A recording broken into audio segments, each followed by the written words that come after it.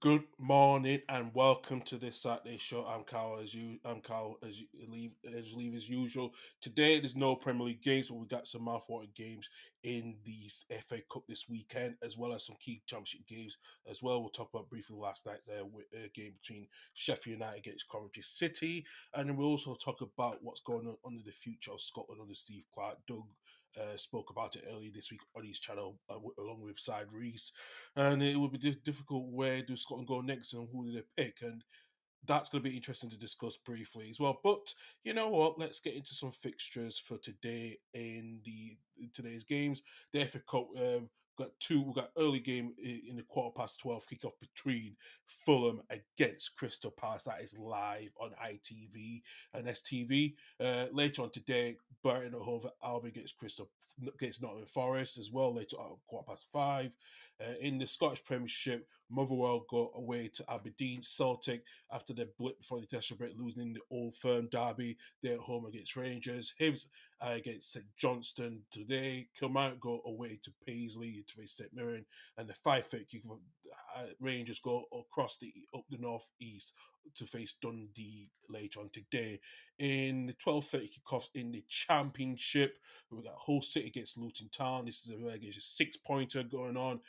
Watford at home against Plymouth Argyle, as well as the later on free kickoffs today in the promotion chases, where Burnley at home against Bristol City, who are challenging to get into the playoffs. Cardiff at home against Sheffield Wednesday. Swansea City, they go away to promotion chasers, my team Leeds United. Middlesbrough at home against Oxford United. West Brom go away up to the East Anglia to face Norwich City. Portsmouth at home against Blackburn Rovers. Stoke City away at home to QPR. And Millwall a trip away at Sunderland. And in League One, only two-game lunchtime kickoff today. A kickoff between the for playoff chases between Charlton Athletic and Bristol Town. Stockport County against Burton Albion as well. 3 o'clock kickoff today. Shrewsbury Town go away to Birmingham City.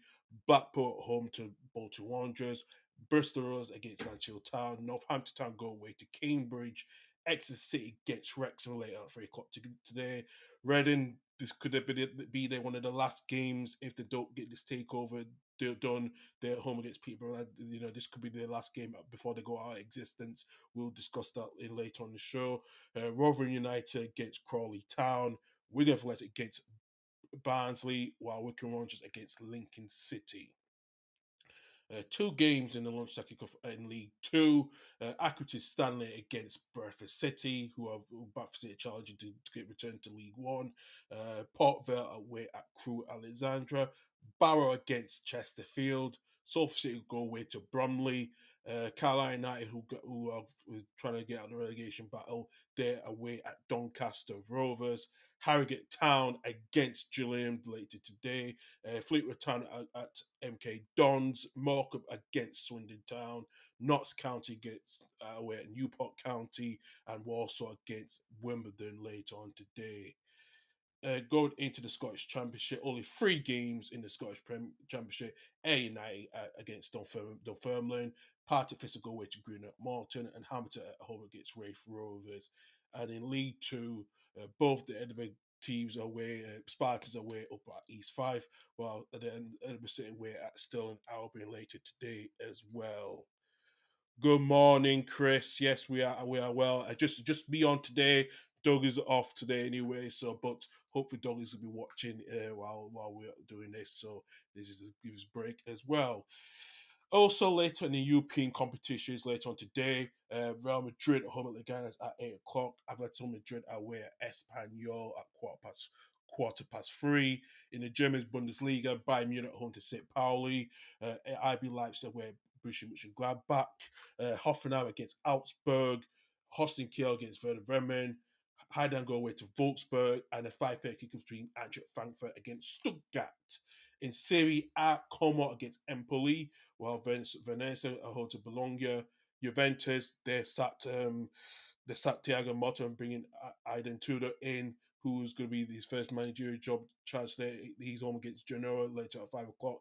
And the semi-final kickoff between Lecce against Roma. In League 1, we got Reims at home to Marseille. PSG go away to Saint Etienne. and later on in a in a fa- in the Riviera derby between Monaco against Nice at 8:05 tonight. Let's go into tomorrow's fixtures.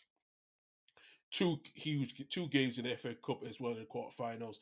Aston Villa away to Preston, Bournemouth at home to Man City as well. Only one game in the Scottish Premiership tomorrow. Ross County at home to Dundee United, and in the Scottish Transport final, Doug's team Livingston away against Queens Park later on tomorrow, 4:10. In the La Liga games as well. The one of the local derbys between Barcelona it's Genoa at 3:15. Athletic Bilbao at home to Osuna. Valencia against Mallorca and Real Betis and Sevilla, which is the Seville derby as well. And Getafe against Villarreal earlier in the day. Two games in the Bundesliga: Freiburg against Union Berlin and Borussia Dortmund against Mainz. And in the Serie A games as well, Calgary at home to Monza, Fiorentina against Atalanta later on tomorrow. Inter Milan against Udinese at 5 o'clock. That's a big game, but the big game is actually Napoli against AC Milan later as well. Do you know, Chris? I'll be happy for you to join. I will send you the link shortly after I've done the fixtures as well. So give me a second. I'll send that in a couple of minutes. In League 1, Toulouse against Brest as well later on tomorrow. Rennes go with Angers, Auxerre against Montpellier, Le Havre against Nantes, and Lille against Lens as well. And then on Monday, one La Liga game, Celta Vigo against Palmas and Hellas Verona against Parma and Lazio against Torino in the Serie A game. There's no Premier League games this weekend, but I can show you the Premier League games this week on the midweek. Arsenal against Fulham at 7:45. West Ham go away to Wolves, while Nottingham Forest against Manchester United. On also games on Wednesday as well. Ipswich Town go away to Bournemouth. Doug is on the jog and run. I forgot you do your couch to 5K at the moment, Doug. Yeah, hope you have a good jog. Brighton against Aston Villa. Leicester City go away to Manchester City. Newcastle home against Brentford. Southampton against Crystal Palace. And the big game, the Merseyside derby between Liverpool against Everton. Only one game in the Championship is Derby County against Preston North End. And then Thursday game, it is the London derby between Chelsea against Spurs as well on the last week, the midweek fixtures. We will get Chris on shortly. I will just send him the list in the. If everyone wants to join in, it's on the description on the comments. Please join me as usual, and we can have a good chat about it. But we'll get Chris on. We'll get to get how his week been. We can discuss the FA Cup quarter final previews as well. So yeah, we'll get Chris on to come join us shortly as well. But yeah, it's been probably a good week for most of the national teams, but national teams, particularly if you're an England fan, to get 2 wins from in Thomas Tuchel's first 2 games as well. And also, probably if you're a Scotland fan, you must be disappointed how the reaction is in the second leg after losing a 3-0 to Greece after you took a 1-0 lead in the first leg. Question features on Steve Clarke as well, which we did discuss a couple of weeks ago, but Doug did discuss it earlier this week with Reese on his channel as well. We should have Chris joining us in a second, and we'll hopefully get his reaction as well. But yes, let's go through the FA Cup fixtures today. Huge big games today, and we'll get the team news hopefully and hopefully by 11:30 for the Fulham and Crystal Palace game later on shortly as well in the next hour or so. And he is, and I'll say good morning to Chris. Chris, good morning. Good morning. Hope everyone is doing well. Yeah, yourself, how you been? How you been this week? It's been just a normal week as usual. Uh, Pretty much for everyone, Yeah, no, absolutely. isn't Same. it? Just a normal week. Well, what is a We're normal week, all mate?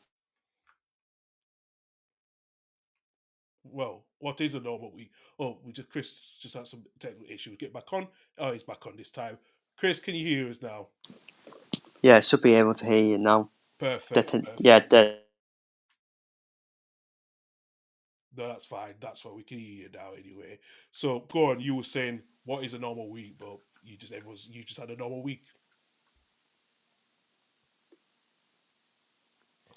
Oh, still have some technical issues on Chris's end. Chris, hopefully, we'll try to rectify that. Hopefully, we'll try to get you back on as we can do, just to see, because you just have some bad connection issues. If you come back on and come back on off again, we'll try to get you on as quickly as possible. So, yeah, fortunately, before was your technical excuse that it's time in the morning. But let's talk about the FA Cup games today, especially the big game, one of the big games too. Fulham against Crystal Palace later on today. That is at 12:15, which is live on BBC One, actually live on BT on ITV.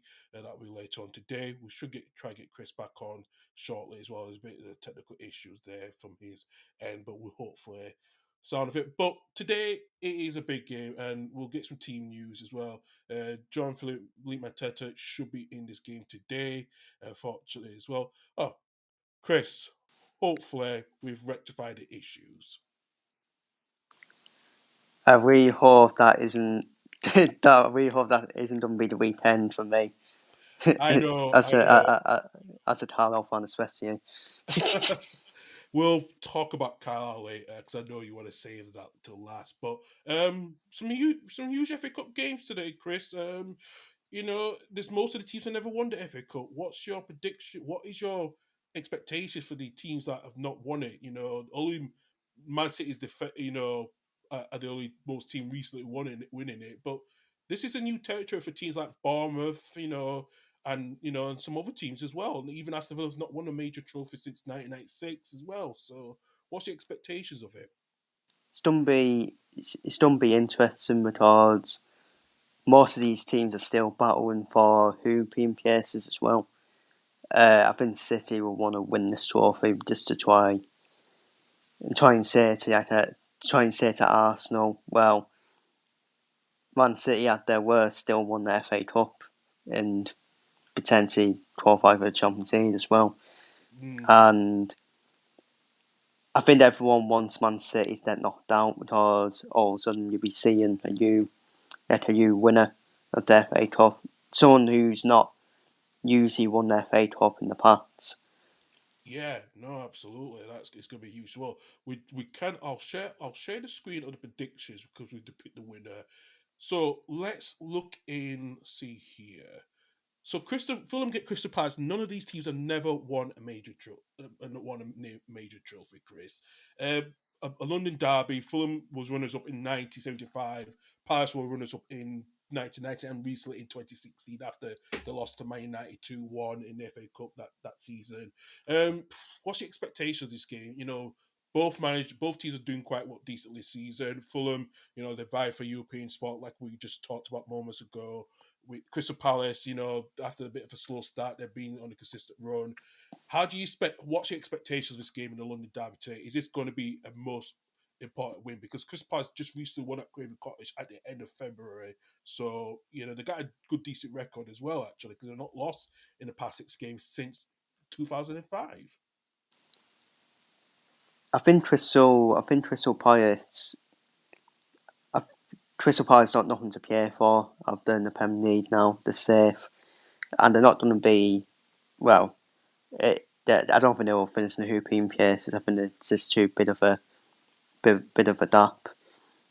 So there is an opportunity there for Crystal Palace. The FA Cup, they reached the final in 2016. Then obviously Man United, you found out. You found out Man United, and I think it'd be a tight game. Yeah, hard, hard one to call. Fulham are probably the favourites. I think everyone would agree with that. I'll probably edge it towards Fulham, in my opinion. Yeah, absolutely. Well, yeah, it will be an interesting game with that one. Let's go. I would probably choose Crystal Palace to win this game. I think they have the edge anyway. Doug, I've just seen what Doug is going for. He's going for Palace, Villa, Brighton, both for me. He's gone for Palace to win on Belgium's extra time. Uh, Villa to win 2-0, Brighton to win against Forest 2-1, and both to win Man City 2-1 as well, the same scoreline as as well. So actually, yeah, it's a good point with that one. So let's just get the screen back up, and I probably would put Palace to win that game. I think this is a foregone conclusion. The results from there, actually, a lot of people are going. It's a bit factor. The public have gone for 65 for Fulham to win and 35 for Palace to win as well. So that's going to be interesting what they will say later on today as well. Let's go to Brighton against Nottingham Forest. I just think Brighton could, after they lost 7-0 to Nottingham Forest not too long ago, and they've been on a good run, Brighton, haven't they?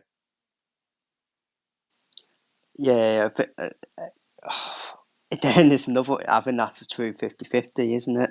Yeah, it is. Because True. Yeah. because Forest are pretty much got the Champions League in their sights now, in my opinion. And Brighton looking to battle for the hoop, still battling for the hooping spot as well. And I think it's obviously going to be different at Brighton compared to what it was at Forest. Obviously, we didn't expect 7-0 from Forest. As much as I did expect Forest to win, but I didn't expect it to be 7-0. And Brighton, and yeah, as Dud said, Brighton will have that urgency, try and get revenge as well. So I'll probably edge it towards Brighton, in my opinion. Yeah, as well. I think a lot of people have gone for Brighton. It's a bit of it's only a 10% difference. People go for Brighton to win that game, and And also, in the past, they've had a good record in the FA Cup. yeah, I think it was 2019. They reached the semi-finals. Then I think to it was not too long ago. I think it was about 2 years ago. I think when they beat Man City, it was only 2 years ago they got to the semi-final. So it was only 2 years ago actually. yeah, so they've got a good past record. I think they've been 2 times semi-finals. I remember 2019 Yeah, under Chris Hughton. Chris Hughton, and also recently again with the Zerbi as well. Yeah, look at this. It's seventh get third. The Premier Gap is four. Brighton's never won a major trophy. Not for its last major trophy was the League Cup. Brighton was runners up in 1983 and Forest won it in 1890 and 1959. That's the last time they won the FA Cup with that as well. I think this is a foregone conclusion. It's a huge gap. This is probably the hugest gap we got at the moment. Preston against Aston Villa. I just think Villa have just going to really storm through this one quite easily.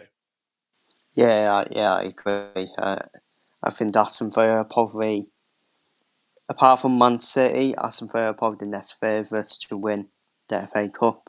In my opinion. Yeah, no, I agree as well. Preston, the last winners, the last recent one the FA Cup was 1938. And Villa have been 7 times winners in the FA Cup, and a lot of people are going for Aston Villa 91%, and the 9% here on BBC Sport website as well. It's not a surprise as well. And the last game of the FA Cup weekend, Bournemouth against Man City. Bournemouth have only been quarter finalists in their past, in 1957, 2001. Both have never won a major trophy in the club's history. Man City have 7 times winners. I think how Pep talked about in his press conference yesterday, Chris, and they said they don't not not deserve winners, and he's probably right about it. Despite they're not going to get a good prize ones between them, especially the way the clubs have been very poor this poor season they've had. Was he right to say that in his press conference? Not even a watch that even regardless of not winning a trophy. I think we should take it with a pinch of salt, to be honest with you, because he shouldn't be saying different things in that dressing room before they go out for kick off and urging the team on as well. And he's probably some truth into that. Well, there is some truth into that because City have underachieved massively this season. Uh, I don't think people expected City to retain the Premier League title, but they still expected them to be in contention to win it. And but for me, everyone wants Bournemouth to beat Man City just to try and open the FA Cup up, open it Mm, up. Well, even if City do beat Bournemouth, there's still Aston Villa, isn't there? Who can yeah, who can still beat City as well. I'm heading towards City on this one. All right, well, let's see what the public said on there. It's not. It's very close. This is probably the closest margin actually. Only about between 5 and 8%. They go for both to win. 50% of the public said that. Man City have got 47. Yeah, that's going to be quite interesting. How this will go as well, Chris. Hopefully we'll get the predictions what we wanted, or some of them will get right, like what Doug said. Could see Man City get knocked out, and it could be a new name on the FA Cup this season. So yeah, yeah, absolutely with that one. It's just surprising how, in a way, that this it's gonna be who's gonna win it, and I think there's a factor in that one. It depends how the European spots is, because if Man City, if one of the teams were, I think it's supposed to be, I think the team in 11th place can win it, but there's so much possibilities in the European qualifications, like you said as well. So it's going to be hard who gets further. I think, you know, like you said, Brighton, Palace, and Bournemouth, the only teams that have never won the FA Cup, such as Fulham as well. Uh, it's hard. It's a hard one. If City gets knocked out, we think it's good. It will be the one of the four remaining Premier League teams left. If City gets through, I think it's a foregone conclusion. Yeah, you'd think so. If City get through past Bournemouth in quarterfinals, then depends who they get in the semi-finals. Obviously, we're waiting for that to be made. Uh, if City do get through, I think City versus Aston Villa will be a great final. And but now I said that, they'll probably date each other in the semi-finals, and whoever wins over ties will probably date each other in the semi-finals. So yeah, it'd be interesting. Also, you got the midweek games in the Premier League as well. That's going to be the focus on some teams' minds as well, where the priority's going to be.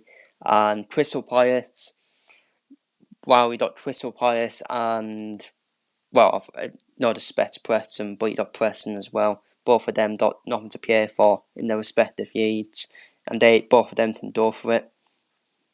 Yeah, it's gonna be interesting how the teams react to it. How their priorities is gonna be during this weekend, and then going into the midweek games next week. Yeah, it will be interesting to follow on that one, actually, Chris. Actually, Chris, let's move on. And do you know what? What a miserable week for Scotland, and especially when we spoke last week, myself and Doug. How Scotland took a 1-0 advantage, into the second leg on Sunday against Greece when they won 1-0. To lose 3-0 to Greece, and it was questions how Scotland just did not play well, and this Steve Clarke's future's been questioned. Doug and Reese was speaking on Doug's channel earlier this week and talk about, is it time for Steve Clarke to go before the qualifications? Now, after the Indonesian leagues, they've been relegated down to League B. Uh, Chris, are you surprised how the performance of Scotland played against Greece, and Greece were just up for it on Sunday evening? Very surprised after the first win for Scotland. We were all thinking, wow, that is a real, not I wouldn't say smash and grab.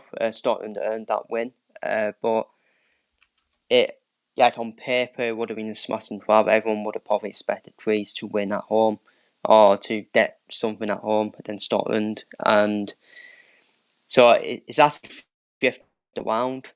So Greece ended up getting something, ended up winning at Scotland, where it'd be more tougher, and uh, it's one of them for Scotland. Says it's just probably they didn't turn up in the second year that happens, but very, I still feel it's a very poor performance for me Yeah, from absolutely. Scotland. Speak of the devil, we got Doug on. Good morning, Doug. Good morning. How we doing? You're all good, all good. Listen, give us your reaction to what happened on Sunday night. Uh, I think all my reactions was based on my stream on Thursday. Just pure disappointment, to say the very very least. It was almost like we almost sort of underestimated them, which seems very very strange when we're speaking about Scotland. I think everyone would say the other way about, obviously, underestimating us, but We just didn't turn up. We had one chance in the first half with McTominay where I think he had a shot at goal. I think the keeper saved. I think it went under his body, but thankfully for him, I think it just went wide. And then after that, the 17-year-old, I can't think of his name, Karastas or something like that. He absolutely tore Andy Robertson a new one. And it was just a case of being. I think the worst possible thing to do is to basically go 3-0 down straight after half time. That killed the game off for me. And then obviously the second goal just before half time as well killed us off. So it was very, very disappointing. I've obviously had my say on Steve Clarke. I think the thing is with Steve Clarke, the pros definitely outlive the cons. But the only thing I would say is that he has his favourites. And you can quite clearly see that some of these players are definitely not good enough. I think he's got until the World Cup qualifiers. I think he's got till then, and then I would probably say after that, I think he probably either steps aside or he basically walks away. Yeah, do you know, Chris? We were talking about this a couple of weeks ago when we said that Steve Clarke, he said he was 75% sure he's not going to be managing till after the World Cup. Are you now surprised that's come back to haunt him completely now after that statement that committee said before the first leg? What changes in a couple of weeks, isn't it? But yeah, for me, I still stand by my point from 2 weeks ago. Who did they really get in to replace him? Obviously, we spoke about the candidates. Barry Ferguson has a bit of a pact with the Starters FA, so that's probably going to be unlikely to happen. I always felt David Moyes would have been the choice if he didn't go to Everton, of course. And I think David Moyes would have took that job as well if he was still like a free agent. But yeah, it's just the options are limited for me, and when you look at the candidates for me, I know Reeds on Dud's channel showed free agent managers who are potentially available as well, and it's one of them. Even Jesus Christ couldn't answer who will be the replacement for Steve Clarke. It's a hard one for Scotland, but I do agree with Dud. He will be driven to the World Cup qualifiers, see how they do in the World Cup qualifiers as well. Yeah, absolutely as well. It'll be interesting. I know Doug and Reese talk about, and they've got some names down. I know Casper Homeland is one of them, and I would say Domisco Tedesco as well. There's a few names they could decide, but like I say, if everyone want to watch it on Doug's show, I will put it in the description after the show. If everyone wants to watch it earlier this week as well. Let's go to another national team that's been under fire. Brazil have sacked Dorival Jr. earlier this week after losing 4-1 to their rivals Argentina way earlier this week. The World Cup qualifiers. Argentina have qualified for the World Cup. And Doug, this is me surprising. Is it written again that Carlo Ancelotti is still linked to that job? They want him in for the World Cup because I just think Brazil have been playing chicken. Have been playing chickens for quite a while, thinking we want to try to get Ancelotti in. He extended his contract for another year with Real Madrid. Are they just really wanting to get him in because now we've seen with Thomas Tuchel coming in England manager. We've seen Pochettino. Well, we'll talk about Pochettino's not doing too well in the US at the moment, so that's a different story. But is this World Cup going to be a proper high class managers trying to manage for the national teams to get success? Firstly, I think it's big news when Brazil sacked the manager. Doesn't happen very often. I know obviously Dunga was sacked before as well. And obviously, I think 2014 was kind of the big one for me when obviously they lost obviously seven goals to one, but losing 4-1 to Argentina and not properly losing, getting smashed. It was honestly, if you have not seen the highlights of that game, Argentina were absolutely superb. And I've got to say as well, Brazil have looked unconvincing for a long time. I know they beat Colombia in the in the previous game there 2-1. But in most of that game, Colombia had the better of the chances. They were the better team. And actually, when you look at Brazil at the moment, it's certainly a team in transition. It's not the Brazil of old. And I think as well, we can kind of say that, a lot of players do well for the clubs, but they don't do well for the country. Vinicius Junior is one of them. He looks completely lost as an international player. Yeah. I know Joe Linton has been very, very good for Newcastle, was absolutely hopeless against Argentina. It just goes to show that some players can play for their national teams and some players can't. And I've got to say, the way that the Brazil, I mean, obviously, congratulations to Argentina. I think Japan are through, New Zealand are through. So them three, you would expect to potentially get there.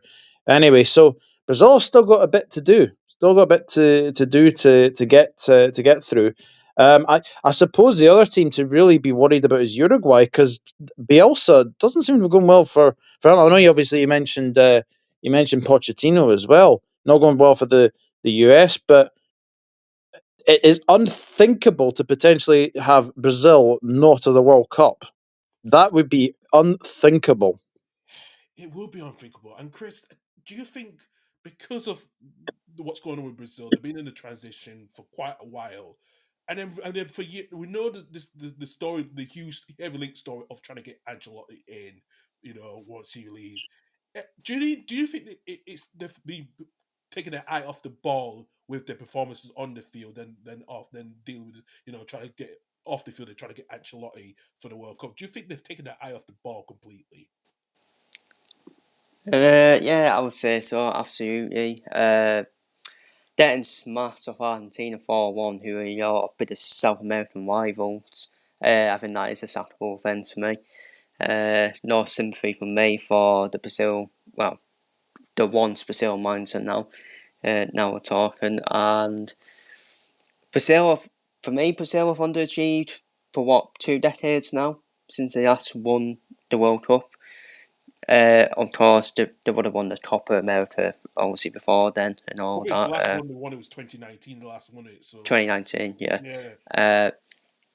But Brazil remind me of a sleeping seal that has fell into the water, always flopping, always flopping into the water every tournament. There's always this hype about them, always this hype, and Vinicius Junior. I never rated him for me. I think Vinicius Junior has benefited at Real Madrid playing around quality players. He just has. He's just another Neymar for me. He's just another Neymar for me. Where flat to buried in certain teams, but for me, when he's in Ballon d'Or, even when he was in Ballon d'Or contention, I was like, really? And I even look at Brazil's squad. They are definitely in transition as well. When you look at some of the names in that Brazilian squad, obviously a few exceptions in there as well. So yeah, no Brazil at the World Cup. Imagine that was on your bin door card. Yeah, very much is as well. Do you know what? Let's move on to the USA men's national team, and what a disaster they had. They lost to Panama in the semi-finals of the CONCACAF Nations League, and then losing to Canada 2-1 in the 34 player final. And then Landon Donovan and Team Harry have called out Pochettino's side and the players of the demeanor effort as well.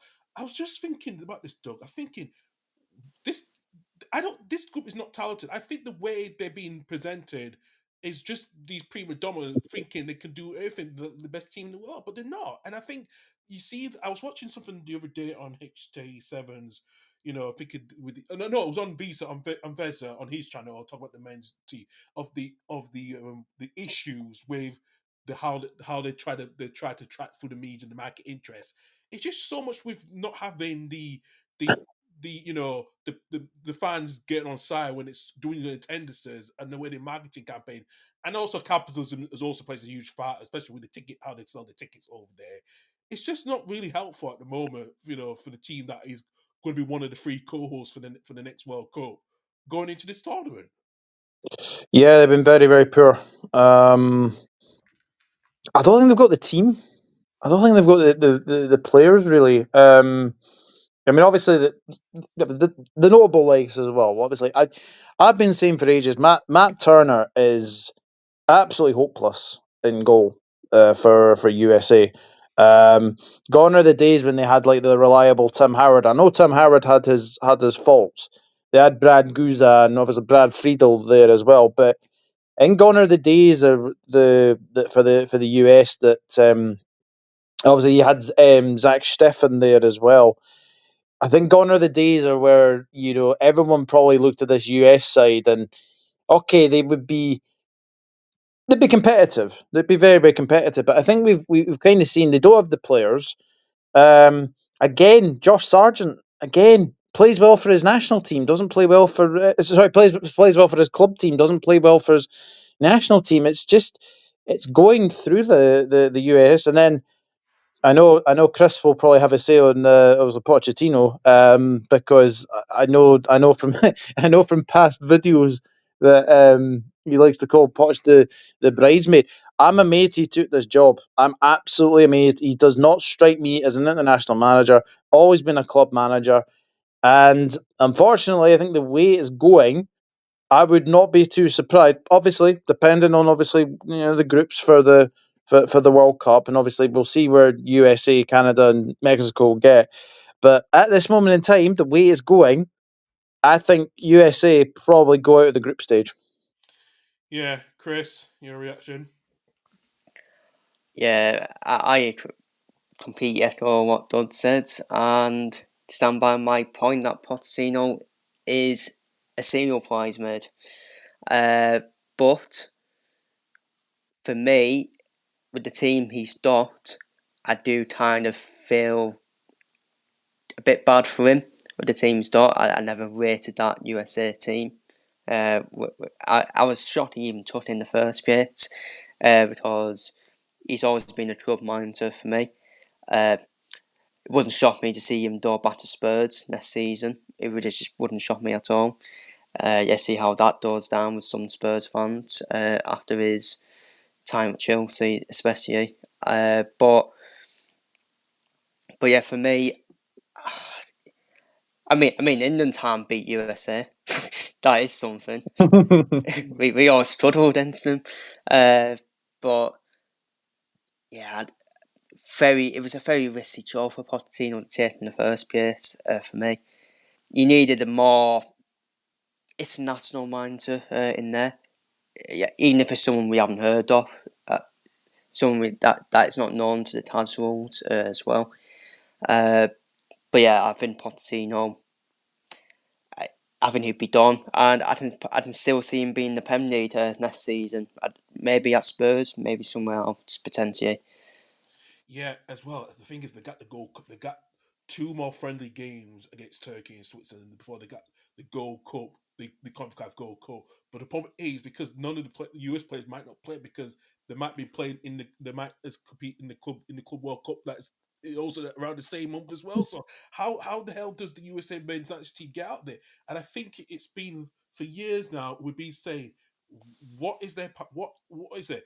Are you marketing this team properly because you're doing it by capacity? And you put one of the games against the nation. You put it at SoFi Stadium in LA, which is one of the big stadiums, and you see the dwindling attendances. It takes no more than $100 or something like that for the game, and people can't afford it at the moment, especially what the current crisis is going over there at the moment. You're like, what? How are you marketing this team? How can the youth team be so bad when the players can't do well for the clubs, but when it's for the national team, they can't turn up? That's mental, isn't it? Look, I think I think the safest thing to say is that the scheduling of this Club World Cup is absolutely ludicrous. Um, as well, we've got two summer transfer windows. Yeah, I know. That is just no. Sorry, no. It's got to be one big transfer window.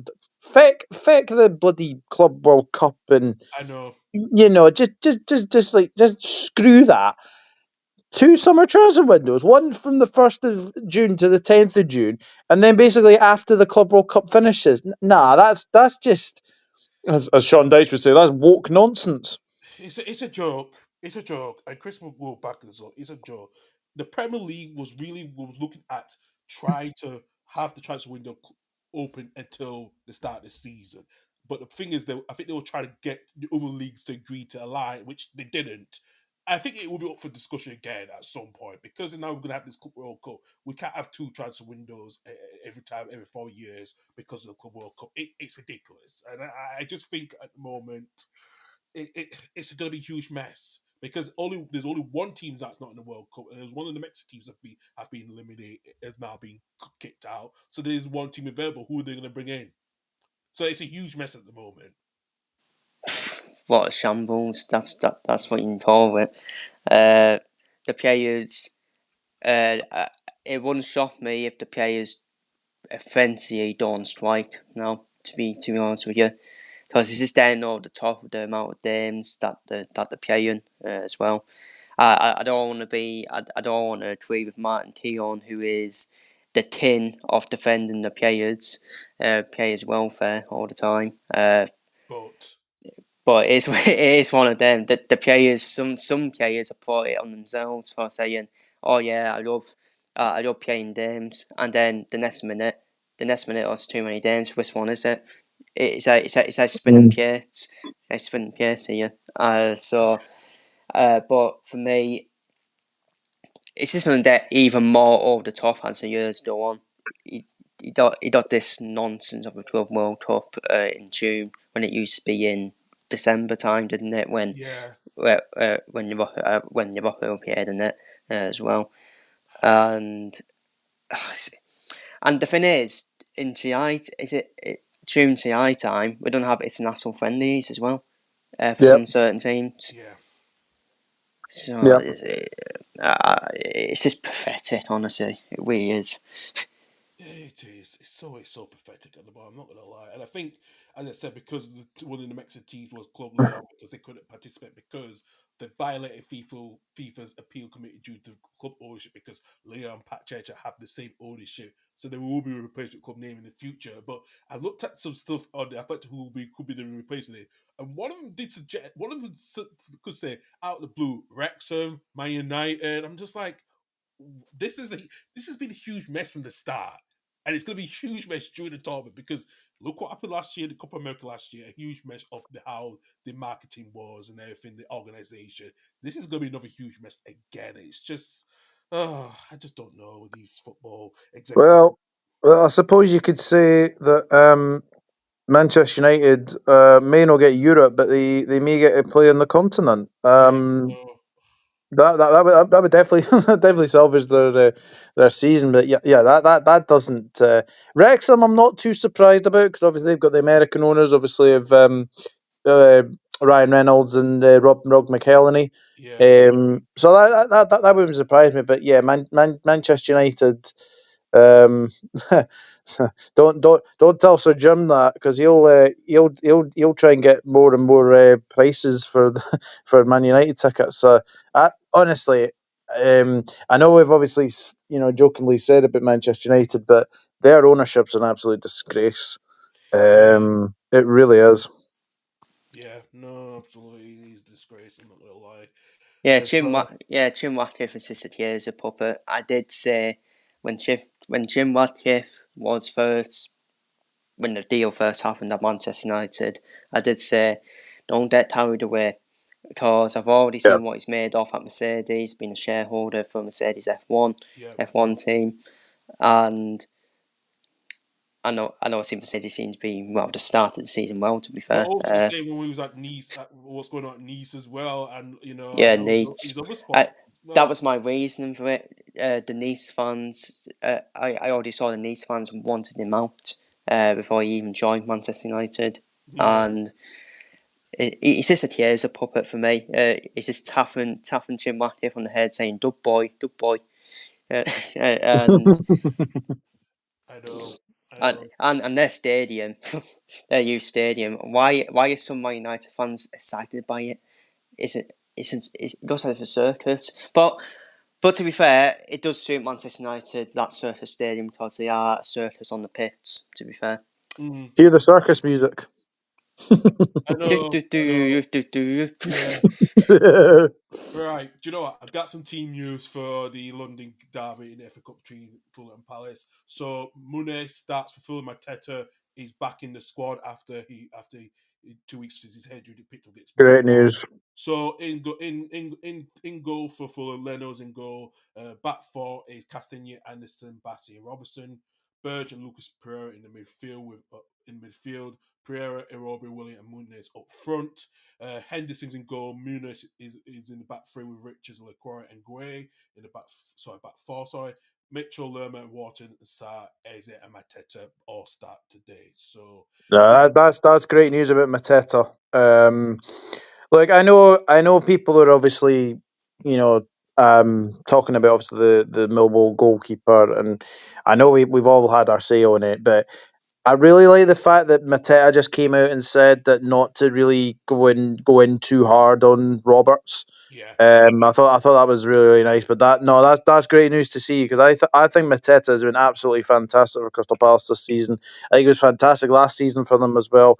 And I tell you something, Oliver Glasner deserves a lot of credit, because he has really turned this Palace side around. Because I think a lot of people, myself included, were actually very, very fearful of Palace potentially being in one of those relegation spots. But actually, if you look at it now, it almost looks like they're almost on the edge of potentially getting European football, and that would be fantastic for a club like Crystal Palace. But again, Fulham, this will be a great cup tie. I think this is one of the cup ties of the week for me. I think it'll be a really good game, and as I said, I just going to edge Palace just because of that attack and threat with Mateta, Sarr, and Eze. I just think that three will just get them over the line. But going to be a great cup tie. I'm really looking forward to it. yeah, absolutely as well. Absolutely as well. Chris, do you know, finish us off what's going on in League Two. Listen, I know it's been a bit of a mixed week. You won against Bromley last weekend. You get the 2-2 draw against MK Dons, but you're still 9 points behind Tranmere, who won last night actually against Cheltenham 2-0. Is this Oh. is this is this a gap too far now? For me, my final nail in the coffin was in midweek. Then 78 Dons. As much as we put the performance in, but the goals we conceded far too easy. This has been all season, and it was a missed opportunity to close that gap to Tranmere to 4 points, and Tranmere have now took advantage of us dropping points. It was 12 points in 78 Dons for me. I don't not having this as point down because it was a game in hand. It's 9 points behind. We do away to Doncaster today. We are not winning that game. No chance. And that's the end. And for me, that will be the end of Carlo's safety for me. On yet the situation with Reading, they need one. Yeah, well, let's go on to Reading, Doug. Doug, this could be the last game for Reading because they could be exposed if they don't get this the takeover situation that we spoke about last week. This could be in the final nail in a coffin for Reading if they don't get promoted, if they don't get any ownership, and then it could be out of existence. It's really sad, isn't it? A club that we saw in the Premier League in the early sort of 2000s. You remember that very good side. Obviously, they had obviously Kevin Doyle, Leroy Lita. I think Yeah, Steve Sidwell was there. Marcus Hanneman as well. Um, Nicky Shorey. yeah, God, It's a really, really sad situation at Reading. And I can only pray and hope that they get some sort of answer, some sort of financial ownership very, very soon, because um, we obviously talk about owners that let their clubs die. Obviously, Steve Dale I think, is the biggest one for me. Obviously, Brooks Milson, God rest his soul. Obviously, Gretna. yeah, It's just one of those things where you just you just sort of lose interest, and it just seems to just happen. So I hope. I hope for Reading's sake that they're safe, because that's another really really old club as well. So yeah, I can only hope that Reading can get ownership very very soon, because that Dai Young, I think that's his name. Young, yeah. He needs to sell the club and go back to China. It certainly does. And Chris, if we do get suspended, is that going to complicate the final table for League One completely, especially for both the promotion and the relegation side of things? Yeah, it's going to complicate it a bit, but from my understanding, I remember, was it Southend in League Yeah. One? Yeah. I think it was when Southend won League One. There was one team that obviously it ended up being three relegation spots in League One. It will be one. It's a bit of it's a bit of a mess trying to figure out towards. It would be it. Obviously, I don't think. I personally don't think Reading will get like banned and all that. I think they'll probably go into administration probably, Mm. and uh, and I think that would be the right thing to do because I don't want them. I really don't want my team benefiting from that either. Like in my opinion, No. No. because in my opinion, it's like we were gifted safety, to be honest with you. And if that was to happen, obviously, I would obviously you'd have to take it. Well, odds are Morecambe, whoever finishes in that 23rd place. But I don't really want to stay up because of that. I want to like earn it, if you know what I mean. Yeah. And yeah, Reading, Adam Your to up front as well. Mm. Yeah. We all remember him terrorising Raphael all the time. Yeah. Yeah. No. No, they had a very very good side. But I totally agree with what Chris has said. You know, you have to be good enough across 38 games, 46 games, but you know, whichever league it's in. You don't want to benefit from someone who's about to potentially, you know, go out of business. It's a sad state of affairs at Reading, and as I said, I just hope they can be saved, because it's never nice to see any clubs go under. You know, if that was Manchester United, if that was Everton, as a Liverpool fan, you wouldn't want to see that either. So you really don't want to see any club go out of business.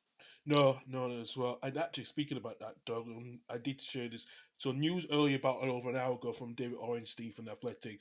So, FSG, and this is both of you guys, FSG are exploring a deal to purchase second tier Spanish side Malaga. A delegation visited the facilities in February to evaluate a potential acquisition as FSG look to develop a multi club model as well. This is interesting because Malaga, over a decade ago, were in the quarterfinals of the Champions League. They got controversially knocked out by Borussia Dortmund in that second leg. It's surprised how that club has been run at the moment under Sheikh Abdullah El Thani. He also owns 49%, and also he owns 51%, while the Blue Bay Hotel own 49%. They've got relegated down to the third tier a couple of years ago.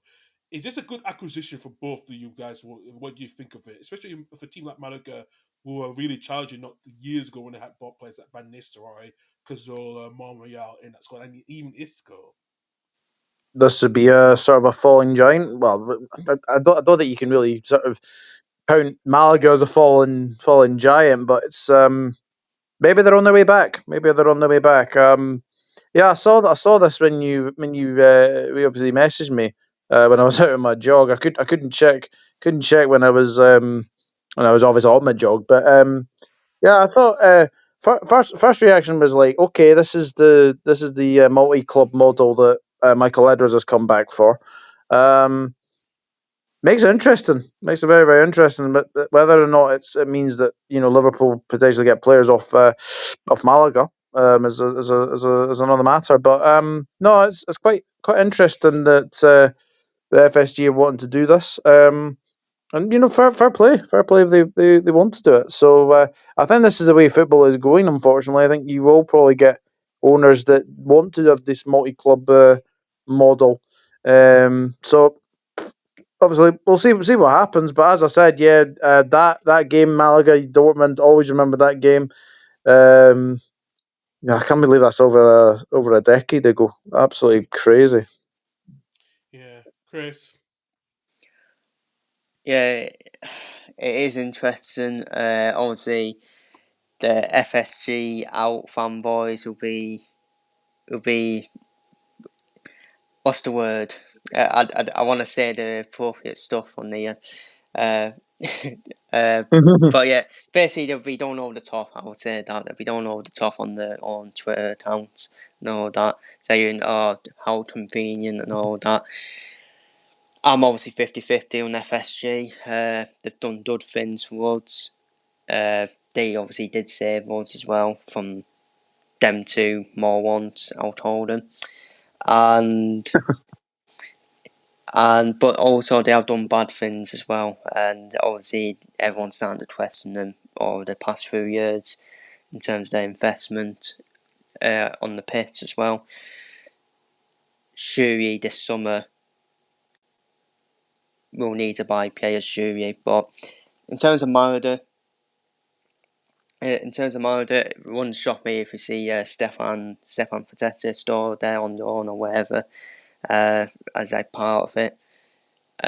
Obviously, if it happens, so we are listening to David Ornstein, people.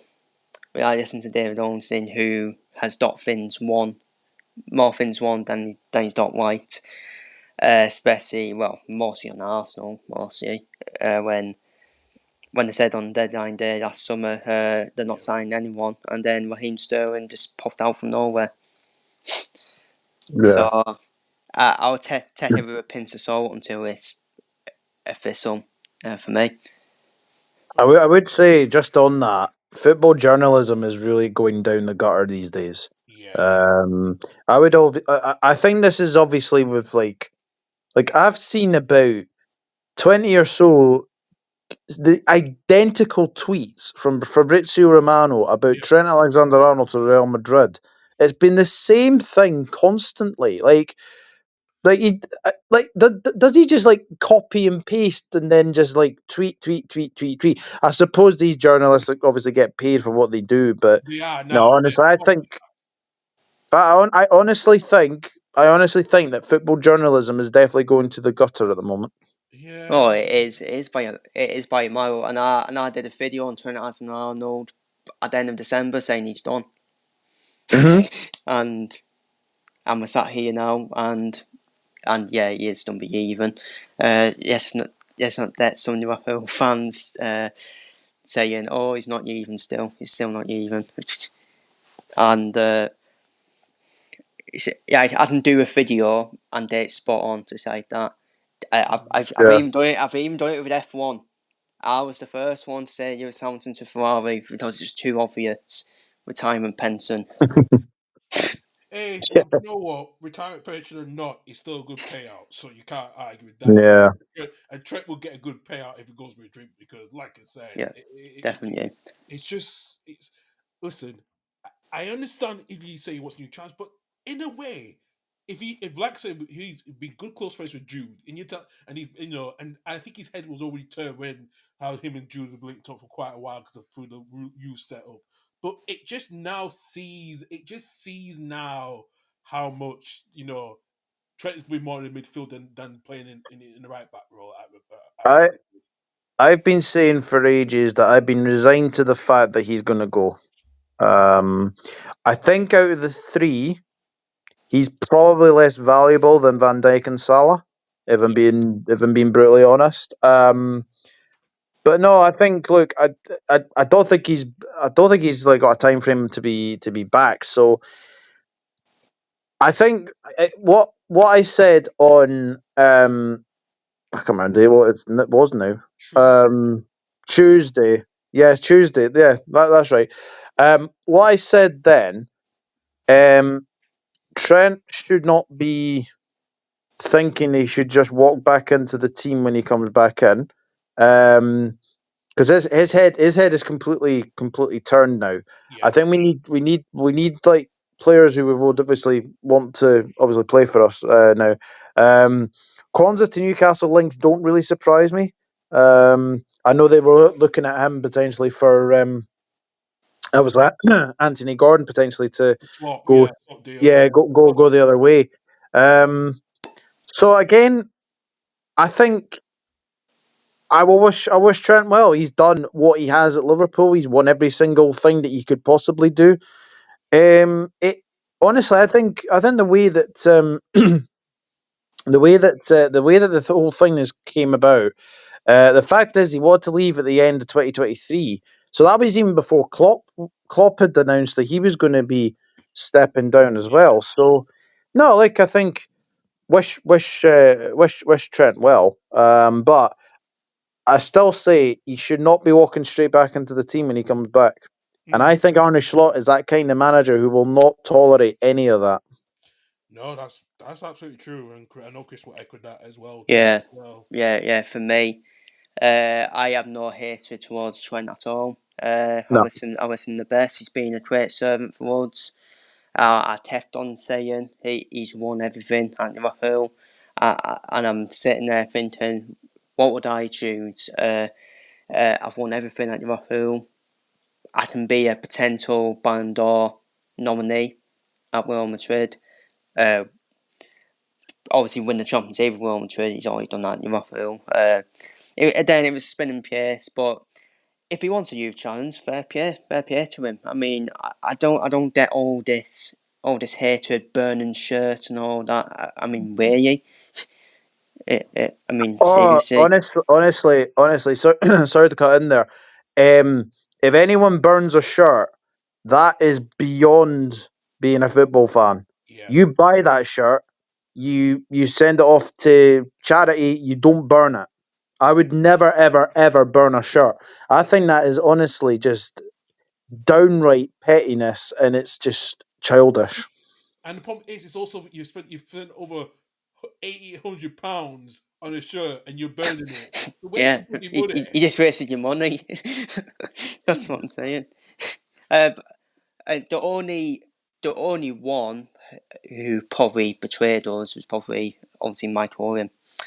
Even though he Yeah. didn't go straight from Liverpool to Manchester United, he still went to Manchester United. Yeah, Mm. one in his career, and everyone else is not really a betrayal. Steve McManaman, that was the first time that was a Bossman as well, a Bossman contract, Yeah, and Trent Alexander-Arnold.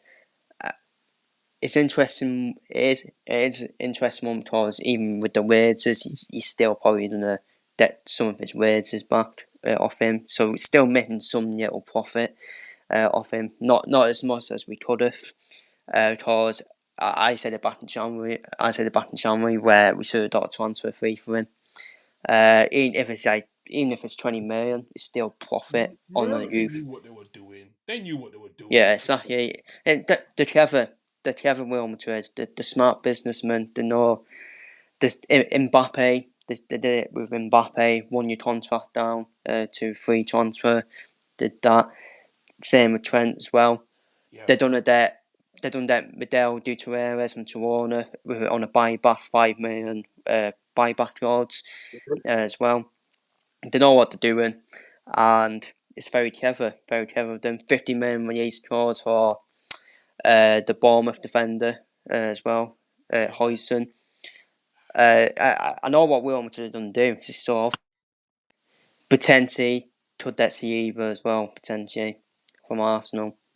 Absolutely as well. Mike, good morning to you. How you doing?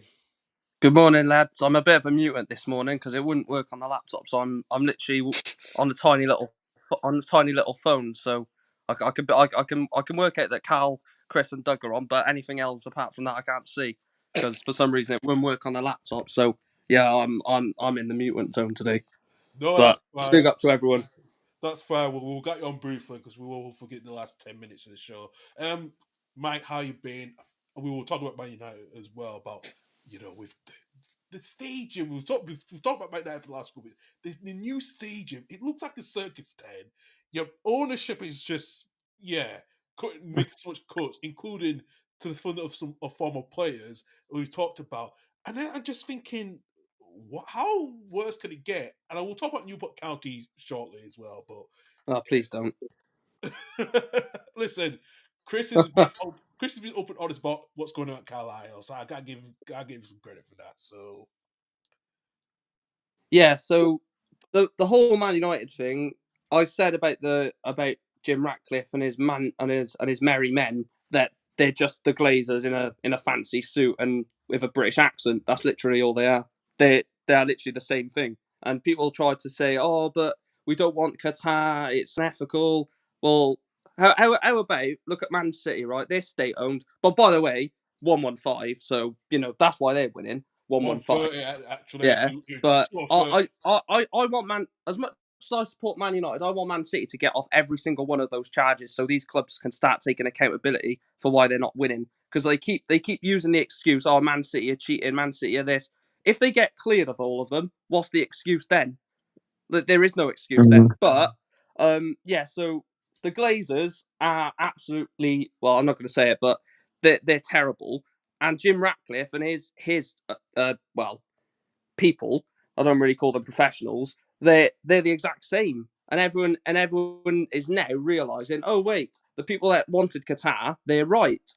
I wanted Qatar the whole time. Man City are state owned, and the thing is about these state owned, I don't want to say I'm stereotypical, but the thing is with certain owners, if you know what I mean, they just want to win. They just want to win. They don't give a shit about how it happens. They just want to win. Whereas other teams look at the profit margins, how much we could gain profit, or how much money could we make. Man City absolutely messed up the summer window, and then they went and spent 200 million in January to fix it.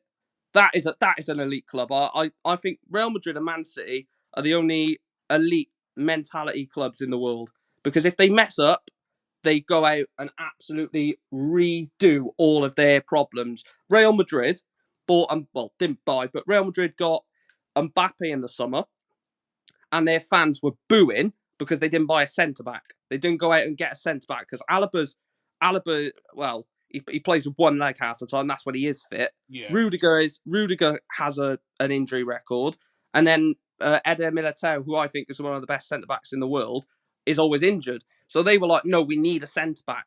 Yeah, we've got Mbappe, cool, but we need a centre back." If that was in England, Carl, Doug, Chris, everyone would be, pants around their ankles. Oh my God, we've got Mbappe. Yeah. But Real Madrid are not like that. They're like, okay, we got Mbappe, cool. We already had Vinny, we already had Rodrigo, we already had Bellingham, we already had these world-class Valverde, these world-class players. They boo Mbappe every game when he has a crap game. But in England, it's, oh, look what he's done for the club. Oh, but look what he's done. He's a loyal servant. That's why the thing with Trent, I know obviously Doug and Chris, you both support Liverpool. Just let him go. The fans that are saying, "Oh, you're a snake, you're a Judas," just let him go. He's created one of your most iconic moments in the Champions League. Got to take a quickly, Origi. Champions League he's won, FA Cup, Carabao Cup, Super Cup, Club World Cup, Premier League. He's won everything. Just let the guy go and enjoy his football. Like, for me, he can't defend crap. I think Trent is actually a very good defender, one-on-one defender. But the problem is, when you have a tag of "you can't defend," people will always critic that one moment when you get done. So when he does get done one-on-one, they're like, "Oh, see, I told you he can't defend." Whereas if it was Kyle Walker of 5-10 years ago, if he got beat one-on-one, it's like, well, he never gets beat one-on-one. I rate Trent a lot, and I'm tempted to buy a Real Madrid shirt with Trent on the back next summer. I'm so tempted to do that just to take the piss, but and not doing it, by the way. But yeah, just let him go and win stuff. There's been way more players that have left Liverpool that are more Judas, if you even want to use that word, i.e. Michael Owen. So, like, just he's a Liverpool lad as well. Surely, like, the Liverpool, I know I hate using if you're from there, you're a better fan. You're not, but the Liverpool-based fans should be like, he grew up around the same area as us, and he's now going to the best team in the world. Surely that should be like a proud moment for them. But I don't know. Football's gone mad. Football's gone absolutely mad. Football is finished because, like I said, Trent for me in the last 5-10 years has been one of the most consistent players in the league. And then when he has a bad game, everyone jumps on it. That's the way I see it from an outside point of view. The moment he has a bad moment, it's like, oh, see, I told you he can't defend, he can't do this, he can't do that. But they don't look at the free kicks. I don't rate assists because I don't think they're assist. What is an assist? But the big moment, clutch moment that Trent does, like that corner taken quickly, Origi, the mentality and the brain, the IQ to think, hang on, I'm just going to quickly take this, Origi's going to score. There's not many players that can quickly think of that on the top of their head, thinking, like, you know, we're losing in this tie. I'm just going to quickly take it. And that's why I know you, Doug, mentioned about burning shirts before I jumped on. If you burn a shirt, you may as well just burn the £100 cash that you've just spent. Yeah. Because that's essentially what you're doing. You may as well just chuck 5 £20 notes on a fire and burn it. Because that's essentially what you're doing, you know, when you burn the shirt. It's or even burn your credit the card. people on Twitter make me generally feel like I'm some sort of like I'm an alien to this planet because they're saying, oh, Trent will never be welcome at Anfield. There'll never be, if he comes back to Anfield, watch what happens. I'm like, shut up. Those fans on Twitter have never been to a game. That's fucking hell. I'm bigging up Liverpool here. I'm gonna shut up. You are picking up Liverpool. It's not. I mean, it's not just that though. I mean, the social media morons bloody act like, oh, we can't replace him. Well, you can. You can. Well, you can. What are we doing here? You can. Twitter the reinstores of Frimpong. Easy. Boom. Bots. Done. You've got a right back, obviously not to the level of Trent. Conor Bradley. Conor Bradley, he's not a million miles away off Trent. Obviously, he's not anywhere near Trent's clutch moments, but every time I've seen Bradley play, he looks half decent, and even for Northern Ireland, he looks decent as well. So, is it Northern Ireland? Yeah, Northern Ireland. Yeah. One thing I will say though, I don't know if anyone's seen this. Did you see that Man City have got a partnership with Viagogo? Oh God, yeah. That. Oh God. You were telling me about earlier this week, Doug, about, you know, with Todd Bowley being linked with Viagogo. I thought, bloody hell! Oh, that is ridiculous. So if anyone's not seen this, Chelsea Supporters Trust have reported Todd Bowley to the Premier League because there's a ticket website. I can't remember the name of it now, but he reportedly runs apparently, and basically they have been selling fake tickets to Chelsea fans. Yeah, and look at what Man City are going to be now. Actually, I'll find that thing for you now. And look at Man City now with Viagogo, which is one of the worst ticket touting websites you could probably get. Yeah, it is. And I know some Man City's fans are asking, Man City Sports Group asking fans to not go until after the 9th minute in their game, you know, in one of the league games this week, you know, coming against Leicester because of that announcement they had yesterday. I thought, my God, this. Carl, I'll if I can just quickly read this, the thing that Doug was on about. It says furious fans slam Todd Bowley for £6,333 resale tickets for Chelsea versus Liverpool. Yeah. I can't see the website. £6,330. Oh my days. Yeah. And the fucking sorry for swearing. The cheek the cheek of this article for going, the 6,000 plus prices are for posh seats, corporate seats, and executive boxes to try and make it seem like it's a good deal. Like, what the fucking hell are we doing here? £6,000 to watch 11 tranquilised people walk around a pitch. Jesus Christ! Yeah. I'm glad I support Newport County, where it's cheap as chips. Because if I had to pay like £400-500 a season ticket, £600-700-800 a season ticket, the world's gone mad. Gone mad. But yeah, £6,000 guy. If you want to go to watch Chelsea Liverpool, guys, just take out a bank loan of £6,000, and you'll be able to go in a posh seat with a nice prawn sandwich and a glass of champagne for £6,000. Yeah. I'd rather not. Yeah. Well, what are we doing here? What is this world turned to? I know. I don't know, I can't speak. I know. Mike, speaking of Newport County, it's been an average season for you guys completely. I just looked at your table. Yeah, the manager's a fraud, mate. I told everyone this when he got the job. I said he's a PE coach at best. And then we win a couple of games. Oh, yes. You're negative. You hate the club. Apparently, someone told me the other day, apparently I want us to lose every game because it gets more views. Actually, statistically, I get more views when we win. But anyway, yeah, apparently when we lose, I'm happy because I can slate the team. I want the team to win every single game, and when they're not, I'm going to call it out. Like, just because we're in League Two, some people think that you can't have standards in League Two. They're like, oh, like someone commented, oh, what do you expect us to be playing? Like Premiership footballers. I was like, yeah, I do actually, because that's standards. You know, if you support a team, you want the very best for your team, even if ideally it's probably unattainable. You want the very best and only the best for your team. So obviously you're going to demand the best. Same for you, Cal, for Leeds. For you, Doug, for Livingston. I know you got relegated. Was it last season? Just gone? Yeah, last season Yeah. got So got a so cup got a cup final. Got a cup final tomorrow as well. Ooh, lovely. Good luck for that. So, yeah, as I was saying, so even though you're now in the second division of Scottish football, you still want to see the best from your team, and same as Chris, like League Two, Carlisle, you want to see the best. I don't. People are so infatuated by you can only see good football if you're Man City, Liverpool. That's what this world has turned into. You know, if you can only expect good football at the top of the English football or Spanish or German. Like I watched Sheffield United Coventry yesterday, and some of like the touches from those Sheffield United players, like a lot of them were like really good, and then you had Coventry just passing the ball out of play. There was one moment where can't think of his name, the Coventry winger. He just run the ball out of play. I was like, Yeah, I oh did see that. I was like, yeah, just completely run it out of play, and I'm like, the quality on this is at times is embarrassing. But like I said, I want the best for Newport. We got Notts County today, so yeah, that's a loss. And then yeah, I could be more negative, I guess. So I'm looking forward to being negative.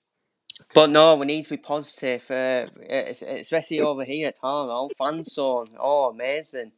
The bird stands are incredible, even though two of our players went to the bird stands for one of MT Don's don't. Yeah, good one. Chris, I don't know if you saw it, but online, have you seen that thing with Carlisle where they put a UV blue light in the one end of the ground? Oh yeah.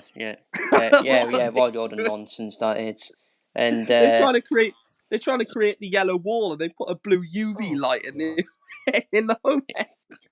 And these owners are curious, man. And obviously, I don't want to make about Carlo, but obviously about the Chelsea supporters trust, get them over at Carlo, please. Replace them with these idiots that we got over here. The voice of the fans. But yeah, that's why Real Madrid keep winning, and I don't want to take over the show, but that's why Real Madrid keep winning, because the fans vote for the president. So if Florentino Perez is not delivering, they'll elect they'll re-elect yeah. they'll re-elect someone else to take over. Like when they've signed Mbappe, you didn't see them all on social media, like, you know, making songs and stuff like Arsenal fans do, and you know, songs outside the ground. Let's party. Like, what the fucking hell's that all about?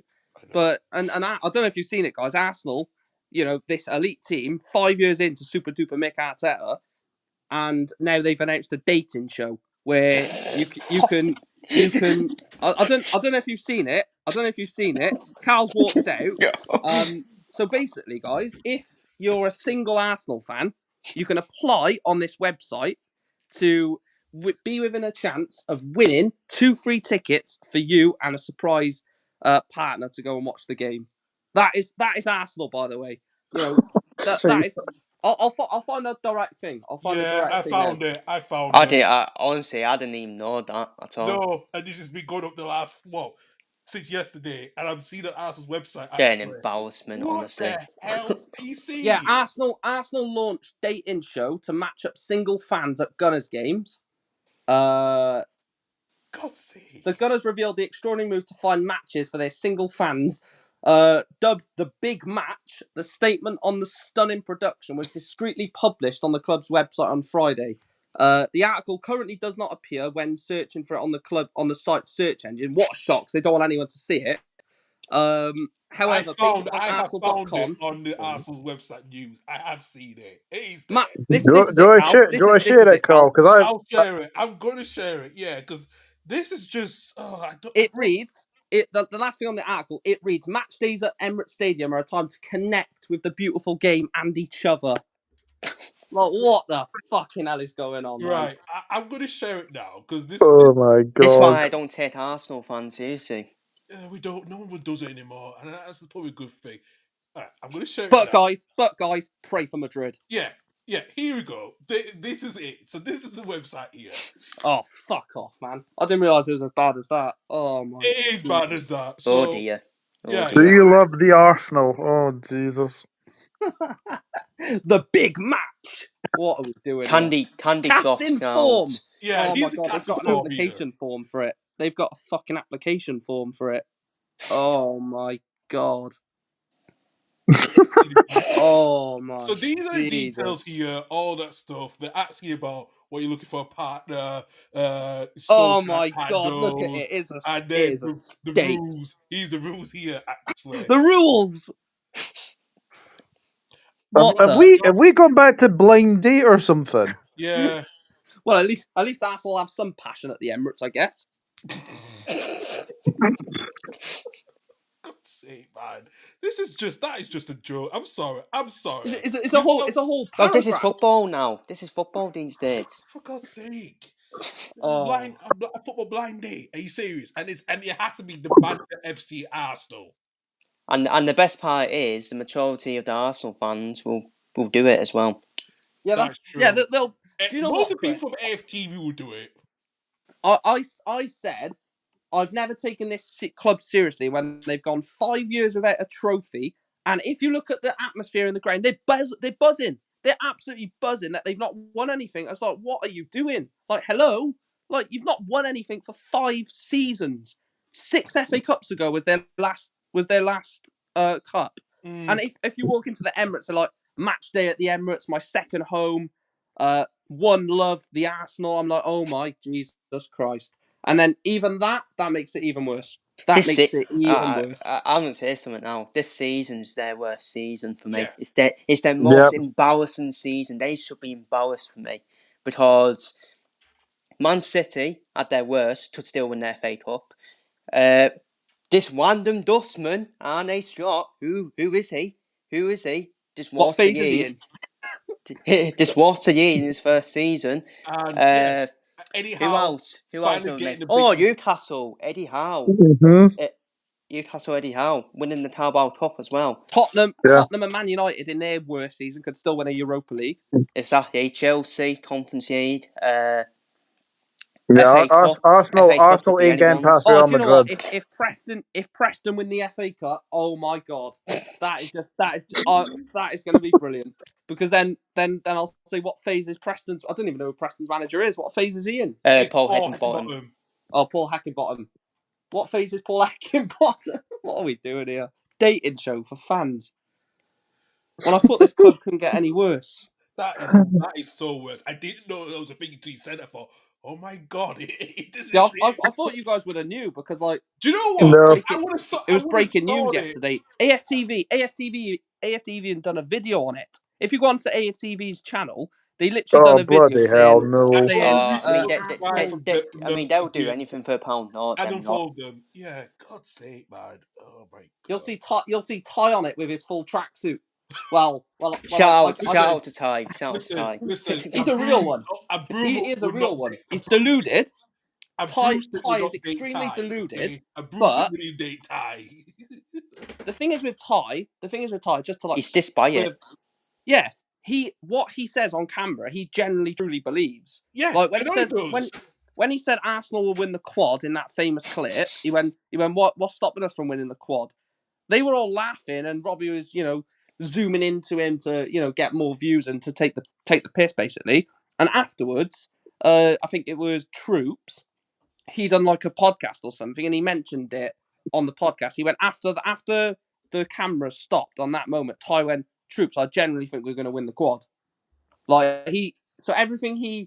Crystal Palace have scored. Fulham have scored. Sorry. Apparently. Oh, Oh, I right. didn't realise that game had started. Yeah, it's all about 10 minutes now. Is it 10 minutes old now? I take it. Yeah. Oh yeah, No, quarter I'm past a 12, mutant. wasn't it? I'm no quarter past, I think. Yeah, quarter past. So it's me 10. Yeah, 10 minutes late. Right. Yeah, I'm not sorry. I was a mutant. It said great start by Fulham, so I thought they scored, but they haven't. Oh, right, okay. Terrible. Do you Yeah, know? I misread something. Mateta is Mateta. Yeah, he's Oh, playing he is today. starting. Yeah.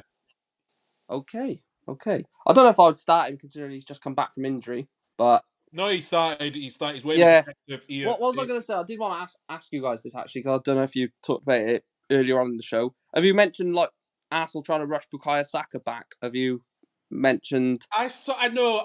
Do you know what? So stupid, man. It's no point. There kind of was no point to mention because Arsenal season's done after already. So technically, I just thought. I'll say this now. Bukayo Saka will be finished at 27. Yeah. Yeah. Yeah, I agree. Because Yeah. I said they were. I went through. I looked at some of their games this season. They were 3-0 up away at Preston, and he brought Saka and Partey on. They were 4-1 up after 60 minutes against Sporting Lisbon. After 60 minutes, Saka scored the pen to make it 4-1. He stayed on for the next 30 minutes, lasted the full 90. He played 90 minutes against Bolton in the Carabao Cup at home, which they won 5-1 maybe. Yeah. Or 5-0. There was another game as well where they were 3-0 up after like 40 minutes. I think it might have been in the Champions League. I don't know, but there was like 6 or 7 games this season where after 60 minutes they were 2 or 3-0 up, and instead of thinking, right, Saka, whether you agree or not, some Arsenal fans say Saka's their best player. I don't agree with that, but whether you agree with that or not, that's besides the point. The point I'm making is if Arsenal feel like he's their most important player, their most clutch player, then if there's a chance he could get injured, 60 minutes, you're 3-0 up, be like, all right, Saka, just jump off now. Odegaard, the same. Odegaard is fucking shit, by the way, but a lot of people rate Odegaard because, he hair flicks and, gets the crowd up and all that crap. Gets goosebumps when he sings North London Forever. But if you rate these players as a manager, surely you protect them. Look at Slot this season. When players look like they're, getting tired, he's like, right, come off. I've got adequate replacements to bring on. The same as Real Madrid. Ancelotti took off Vinny Jr. the other week in the league. No, actually, he took off Vinny Jr., Mbappe, and Rodrigo when they were 2-1 up against Vallecano at home and parked the bus. The great Real Madrid can also shithouse their way and defend to win games. People think that Real Madrid, Man City, every single game, 100 intensity, press to the limits, attack, bomb down the wing. That's not what they do. If you watch Real Madrid, and I've watched I'd say 15, maybe 20 Real Madrid games this season, a lot of their games for 60, 70 minutes, they're not actually bombing down the wing and Mbappe just, like a 100-meter sprinter running down the wing, bang, bang, bang. Like, a lot of their games go through Valverde. That's why I rate Valverde as the best midfielder in the world. I think him and Pedri are the best midfielders in the world by a mile. They receive the ball, especially Valverde, and instead of just lofting it up the pitch, looking for Mbappe because he's quick and he'll run onto it, he'll just hold the ball and be like, right, well, I don't need to rush this. We're 2-1 up. I'll just chill on the ball, and that's what Real Madrid do. So when people watch Real Madrid and they go, oh, they're finished, they're washed. Like these Arsenal fans, hashtag pray for Madrid, they're washed, they're crap. I'm like, really? Like, they are not crap. Arsenal hate playing against a low block. Am I right? Yes. They hate playing against a low block. Real Madrid will turn up at the Emirates and park the bus. And everyone will go, oh, look at this. They're parking the bus. They're crap. But Ancelotti knows they hate playing a low block. I'll play a low block. It's the guy. The Real Madrid fans actually want Ancelotti sacked, by the way, because he's had a horrible season, and everyone's going, oh, but they're still in the Champions League, they're in the Copa del Rey semis or quarters, They're in the Champions League quarters. They're, second in the league. They've already won 2 trophies. But the standards at Madrid are you win, and you win in style. You don't win shit, because if you win shit, you're gone. Capello got sacked. After winning What's La his name? Liga, yeah. Pellegrini got sacked for getting 98 points because Barcelona won the league on 100 points, or 99 and Real Madrid got 97, something like that. And imagine that happened in England, Cal. Imagine Mikel Arteta got 96 points and finished second and got sacked. The Arsenal fans would be crying. They'd be like, "What's going on? 96 points, progress." Like, the game's about winning, isn't it? The game's about winning. Yeah. Same as you with Leeds. Daniel Farke at the start of the season, a lot of decisions he was making. He was like, I don't know about that, mate. I don't know. And obviously Melier had loads of And iffy he still has moments. more than 20 clean sheets this season as well. So The league's shit though, innit? The league's shit. So that's why no striker can finish in that league. No, No that's striker true. can finish. That's why fucking Joel Pirot, not when he was at Swansea, was the top scorer in the league. Come on, he's crap, man. He's crap. But that's what I mean. Everyone parks the bus in the Championship and plays 5 at the back. So then as soon as you beat the 5 at the back, you're in. So, but yeah, as I was saying, like, Real Madrid are going to absolutely dismantle Arsenal and put them into a blender and serve it up. And what is the excuse then? What will be the excuse then for Arsenal fans? Who knows? It'd be over in the first yard for me. Yeah. Lee Gunner, I disagree with Lee Gunner, actually. Something that he said, and I actually disagree with. He reckons there'll be 1-1 at the Emirates, and then they'll beat them 4-0. Madrid will beat them 4-0 at the Bernabeu, because it'll be just like Arsenal to shit out a 1-1 draw, and then everyone think, oh my God, Real Madrid are crap, and then Real Madrid do what they've done to Man City at the Bernabeu, rip them apart. So, I don't know. I think if Arsenal get the first goal at the Emirates, Arteta will sit back and defend the whole game. Yeah. And try and get a 1-0 win. But if Ancelotti goes 1-0 up, he'll get a second, a third, and then he'll sit back. It's going to be a good game, I think. As long as Arsenal actually turn up, it'll be a good game. But if it's the usual Arsenal, then yeah, it's long for. Do Arsenal not have any sports therapists at their bloody club? I mean, with the Saka thing, they should know with the hamstring, the trade injury he stopped. They've had issues with The that thing is, though, Mike Owen, his career was done very early after he suffered that hamstring injury. Can't remember which club it was at, but it was never the same. And Saka's injury as well wasn't on the bottom of the hamstring; it was right on the top of the hamstring, which is even worse. grade 3. Yeah, grade 3 injury. And also, Arsenal have got the best doctors in the league. Well, what are they on fucking holiday or something then? well, apparently not, because they're trying to rush him back. I generally think, yeah, I agree with what Doug said. If Saka gets rushed back, he'll be finished by 27, 28. Yeah. He's not finished. He's 28. That clip is brilliant. He's not finished. He's 28. And another thing is, Arsenal fans always love to make these excuses about being behind in the title race. But even with Saka, they were still 9 points behind with their fully fit squad. Exactly. That's what I mean. But then they'll say, Chris, but VAR, the refs hate us, PGMOL. And then if you go, actually, this is why they. I know Man United fans online are muppets. Yeah, I'll agree. Hold my hands up. But I think Arsenal are the worst, because they're the most unbearable for me. Tottenham win nothing, but they don't really have any fans, so no one really says anything. Liverpool, win stuff. They've got reason to have chest. City don't.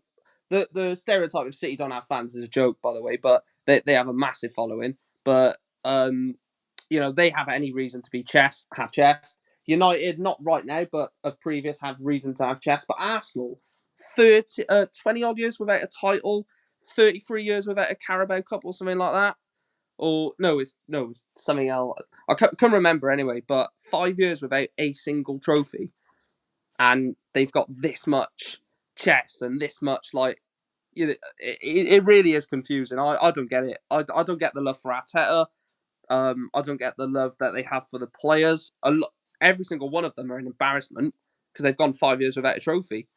And then they needed a striker in the summer, and they bought Calafiori and actually no, sorry, they did buy a striker, Mikel Merino. So it's all sorted. Oh, I see you've got the best ground in the world there behind you. Cal. It's AI generated, okay? So don't. It's not Old Trafford. It's just the AI. Where's the surface one? Oh, Man United's new stadium. I will get that up in the future, actually. Doug, thank you very much for joining as well. Do you know what, guys? Let's just finish this show. Actually, look, I know both of your teams are going to lose today. I can't understand. I think Leeds is the only one. It's a fact could win today. Wait, who have Leeds got? Swansea. Oh yeah. 4 or 5-0. Yeah, easy win. I know. But the thing is, as a Hearts fan, we go to Celtic today. Look, to be honest, Celtic came from a bad defeat against Rangers, which I was surprised that bloody won. The Rangers won at Celtic this season. I'm like, wow, okay. I'm never betting on Celtic again. I betted on them the other week as part of an ACCA, and they were at home, either at home or away to Hibs, and they lost 2-1. I was like, oh my god. So I know obviously you love Hibs as well, don't you, Cal? So as a Hearts fan. No, fair enough. Yeah, fair enough. Do you know what, Jason? Let's end the show because I'm going to finish off now as it's going after 12. I want to have some breakfast and relax for the rest of the day. So that's my plan to do. So. By the way, it is still 0-0 with with Fulham sister Palace. who called me at the start of the show when so I need to give her a call because I've not spoken to her for a couple of weeks anyway. So I need to have a long phone call I need to do. No worries. Take care. Thanks for getting me on. Big up to Chris as well. Cheers, Mike. Thank you. Thank you. Yeah, bit up to everyone. Yeah. See you later, guys. Take Cheers. care. Gosh, that's it, right. Yeah. Cheers. Take care, Chris. Thank you very much to everyone as well watching as well. Right, that is the end of the show. I'm hopefully going to be on tomorrow night to do the championship review at 8:00 with the outcome of the games today as well. So yeah, we'll be on at 8:00 tomorrow. Hopefully we'll have Annie, depending on how the result goes against Burnley today, and also we should have Michael as well if they bloody beat Miller in the Alex Neil derby as well. But yes. Take care for now. Have a good weekend. And it's Mother's Day here in the UK. Hope happy Mother's Day to everyone, to all the mothers and stuff as well. But all you have a good weekend. I'll see you at the same time next week at 11:00. Take care for now. Bye bye.